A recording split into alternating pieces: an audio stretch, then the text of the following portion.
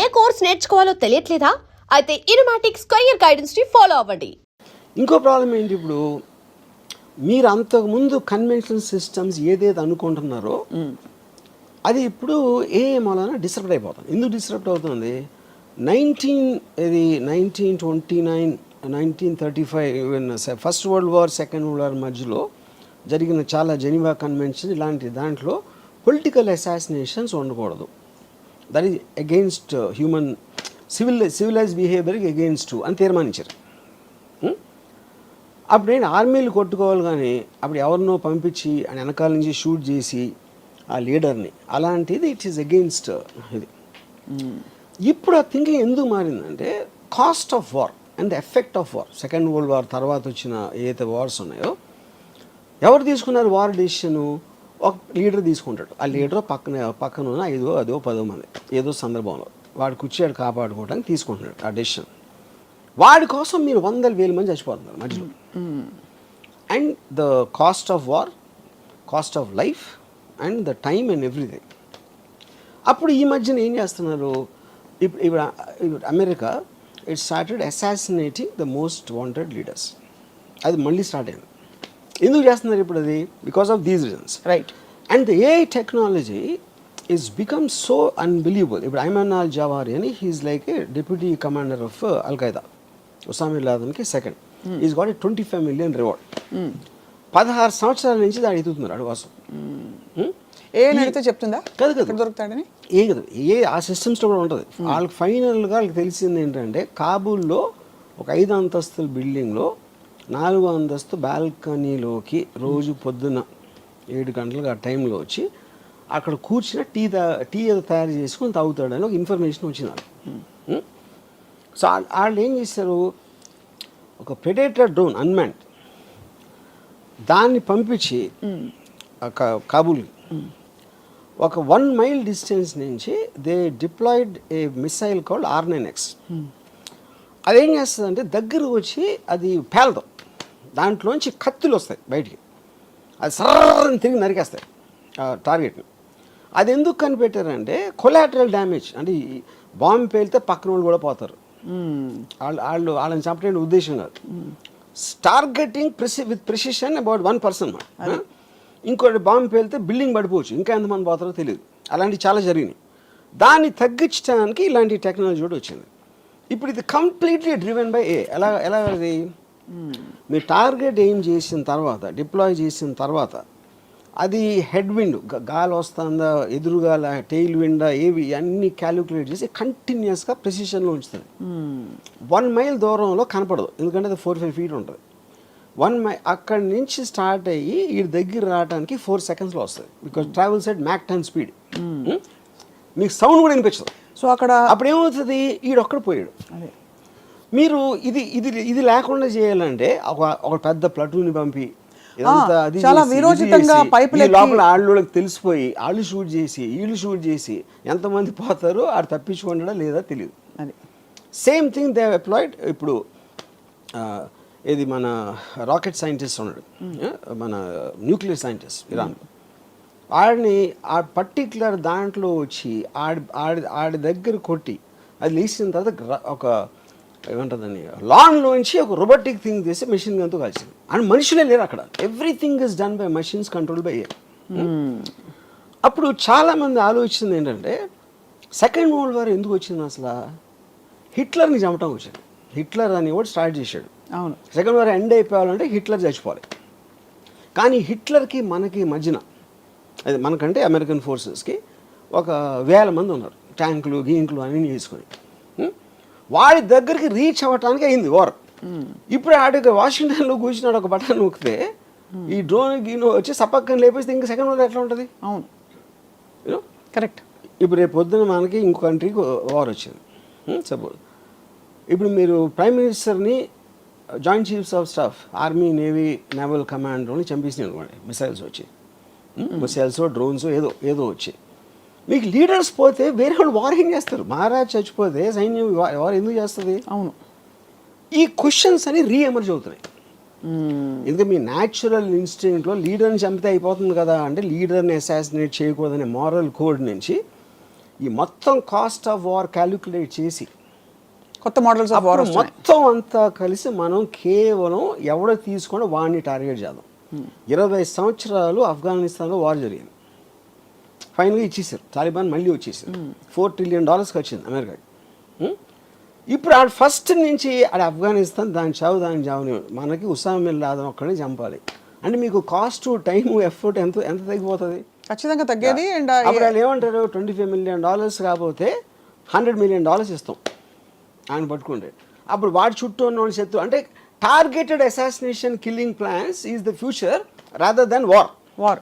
అయితే third world war వస్తుంది. ఇవన్నీ ఇప్పుడు మన బంగ్లాదేశ్ ఏదైనా అవ్వచ్చు. నా పాయింట్ థర్డ్ వరల్డ్ వార్ రావడానికి ఎవడో పెచ్చోడో ఒక న్యూక్లియర్ బటన్ నూకేంటే అయిపోతుంది. ఆడు పిచ్చోడు మనం అనుకున్నాం, ఆడుకున్న యూజువల్ వేరే అవ్వచ్చు ఏదో. ఇప్పుడు ఏంటంటే వార్ అనేది ఎప్పుడు కూడా లీడర్స్ వాళ్ళని వాళ్ళు కాపాడుకోవటానికి వీళ్ళని బలి పెడతారు. That is actual point of war. ఇప్పుడు అంటే ఒక ఉదాహరణకు ఒక క్వశ్చన్ అడుగుతాను.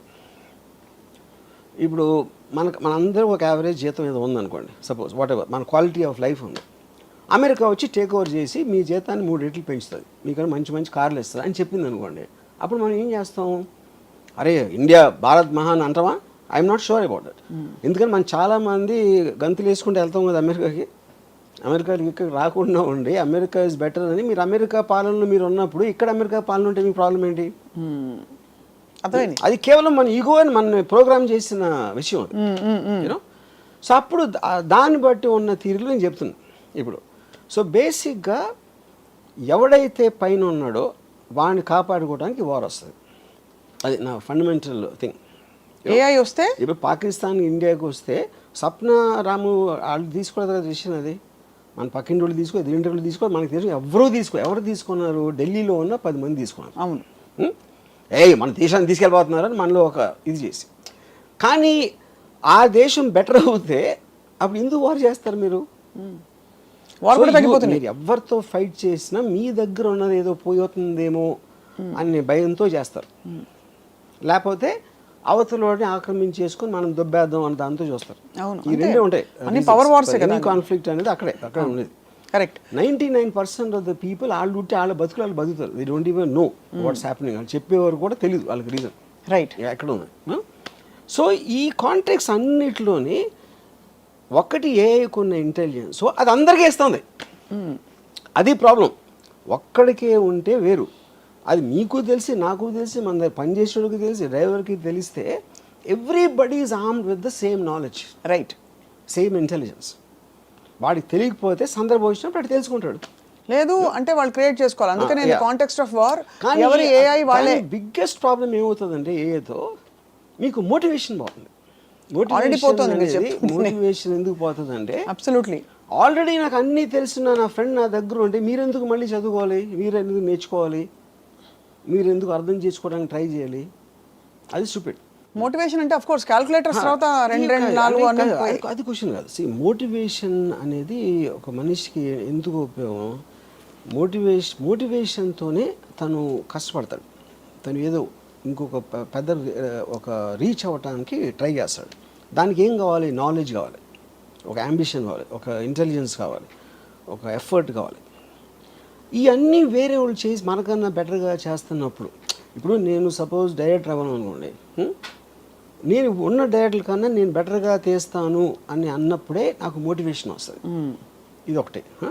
లేదా నేను రేస్ ఉన్నాను, రన్నింగ్ రేస్లో ఉన్నప్పుడు 10 మంది పరిగెడతామంటే నాకన్నా ఫాస్ట్గా పరిగెట్టేవాడు ఒక 10 అడుగులు నాకన్నా ముందు ఉన్నాడు. అవును.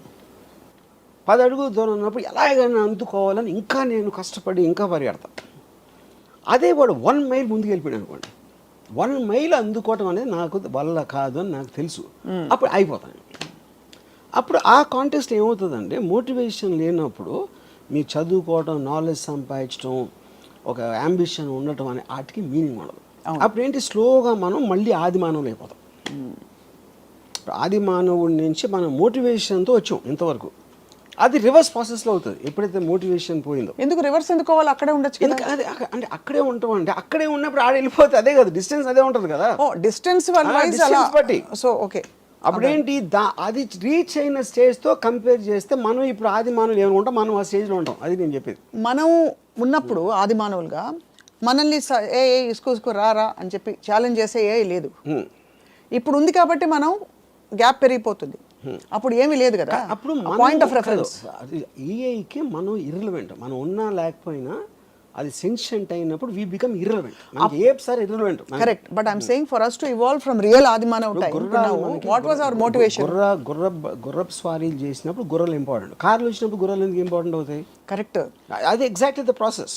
అసలు గుర్రాలని వాడచ్చు అనే అవసరం ఉంది కాబట్టి గుర్రాలని వాడడం మొదలుపెట్టి గుర్రపు స్వారీ అని ఒక తయారైంది. వెన్ వీ వర్ ఆదిమానవ్స్ we didn't have any point of reference. ఒక బ్లాంక్ క్యాన్వాస్ మీద మనం చేసుకుంటూ పోయి ఇంత డివాల్వ్ అయ్యాం. ఇప్పుడు ఏంటి, మనకు పాయింట్ ఆఫ్ రెఫరెన్స్ మనం తరుముతున్న ఒక కాలం ఉంది కాల్డ్ ఏఐ. సో దాని రెఫరెన్స్ తో మన అసలు పట్టించుకోవట్లేదు. అదే దట్స్ ఎ డిఫరెన్స్ అంటున్నా. యా, బట్ మనం తరం పడుతున్నాం because we want to catch up at least as a respiration. తరం పడతాం, మనం వెనక పడుతున్నాం. తరం పట్ల అది వెనకాల వస్తూ ఉంటే తరం పట్టం. అది మిమ్మల్ని పట్టించుకోవడం ముందుకు వెళ్ళిపోతే మనం అప్పుడు వెనక పట్టం. Point noted sir. My whole point is అప్పుడు అబ్సల్యూట్ ఎవల్యూషన్, ఇప్పుడు relative. Everything is relative, any time is relative. ఇప్పుడు గుర్ర స్వారీ ఎందుకు వచ్చింది?